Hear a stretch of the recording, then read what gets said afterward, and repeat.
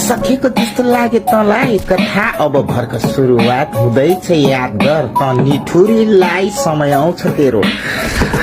सास लामो फेरे अबदेखि मैले होइन यो कुनै ईदको शब्द तर तेरो लागि अब आँसु एक थोपामा झार्ने छुइनँ तँलाई राम्रोसँगले चिने अब तेरो लागि कुनै दिन मेरो मन दुखी हुने छैन तर यसो चिसो खल्ल खल्ल लाग्दैछ किन फेरि तेरो यादमा म्याक्का आइज फेरि तँलाई कति साह्रो सम्झिएको मेरो मनलाई हेत्रिका के गर्नु त म भन्न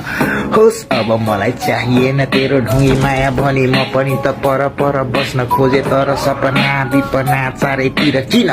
तँलाई मात्र मैले देख्न पो थाले फेरि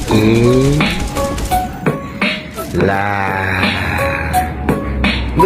हुँदैन तेरो यादमा डुबेर जा